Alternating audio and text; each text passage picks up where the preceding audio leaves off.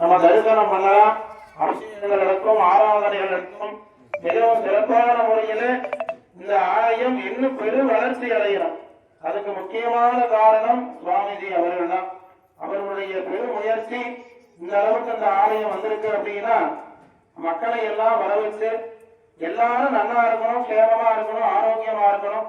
இந்த கோவிலை நாடி வரக்கூடிய அனைத்து பக்தர்களுடைய குறைகள், கவலைகள், கஷ்டங்கள் எல்லாம் தீரணும் அப்படிங்கிறதுக்காக சுவாமி அவர்கள் இந்த யாகத்தை எல்லாம் ஒவ்வொரு மாதங்களும் நடத்தி கொண்டிருக்கிறார்கள்.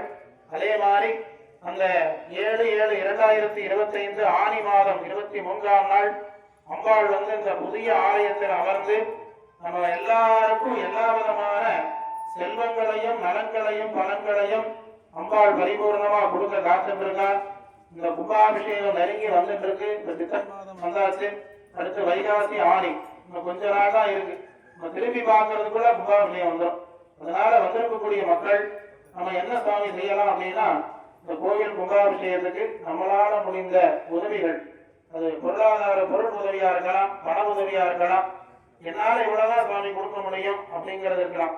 நம்ம எவ்வளவு வேணாலும் சுவாமிக்கு கொடுக்கலாம். இவ்வளவுதான் அப்படிங்கிறது இல்லை. நம்மளால என்ன முடியுமோ அதை சுவாமிக்கு கொடுக்கலாம். ஏன்னா ஒரு கோவில் கும்பாபிஷேகத்துக்கு நம்மளால முடிந்த பண உதவியோ பொருள் உதவியோ ஏதாவது செய்யணும். நம்ம வாழ்க்கையில சம்பாதிக்கிறோம் இல்லையா, அந்த சம்பாதிக்கிறதே 3 பங்கா போடணும். ஒண்ணு நமக்கு, ஒண்ணு இறைவனுக்கு, ஒண்ணு தர்ம காரியங்களுக்கு பயன்படுத்தணும். இன்னைக்கு காலகட்டங்கள்ல அதெல்லாம் பண்ணிட்டு இருக்கோமா அப்படின்னா சம்பாதிக்கிறது எனக்கே பத்தலைய சுவாமி அப்படிங்கிற கேள்விதான் இன்னைக்கு.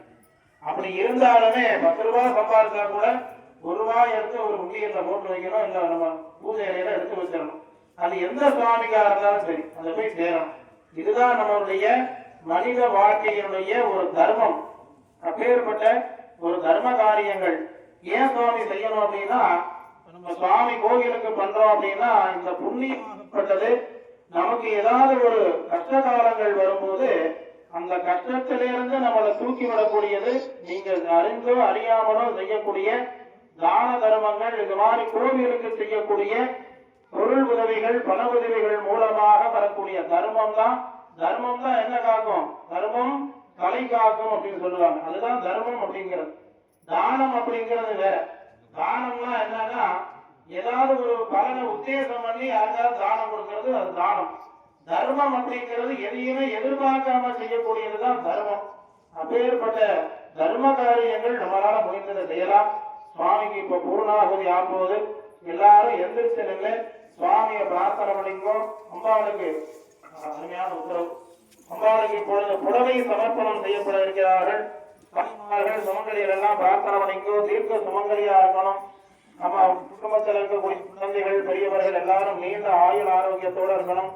தீர்க்க சுமங்கலி பாக்கியம் கிடைக்கணும். கணவன் மனைவி ஒற்றுமை, குடும்ப ஒற்றுமை, குடும்பத்தில் இருக்கக்கூடிய எப்பேற்பட்ட ஒரு கஷ்டங்களா இருந்தாலும் அதெல்லாம் நிவர்த்தி அடையணும்.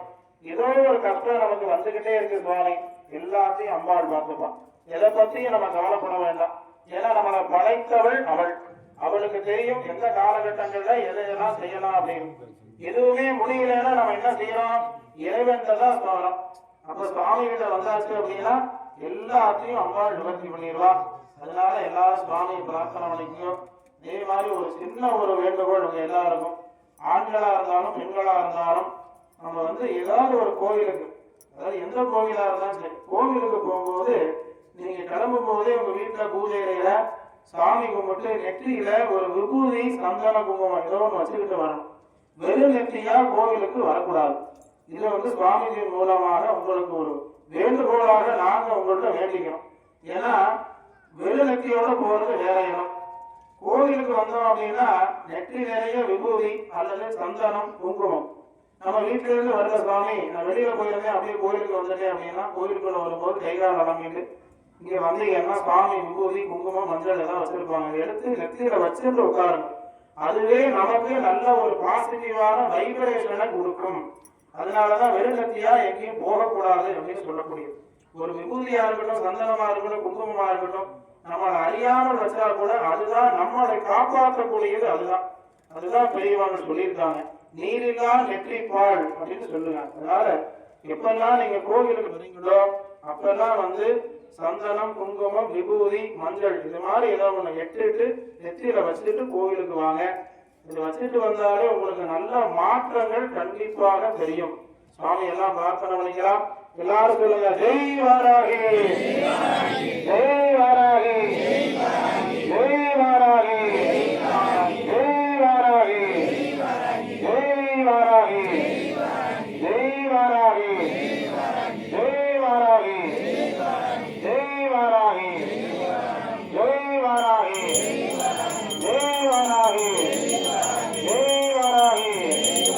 ஓம் பூராஹி உத்தராம் ஜுஹோதி தன்னை ஓர்ணாகுதி ஏவாப்னோதி யந்தை ஓர்ணாகுதி யாமேவ பிரதிஷ்டதி பூர்ணமிதம் பூர்ணமிதம் பூர்ணாத்பூர்ணமுதச்யதே பூர்ணஸ்ய பூர்ணமாதாய பூர்ணமேவாவசிஷ்யதே.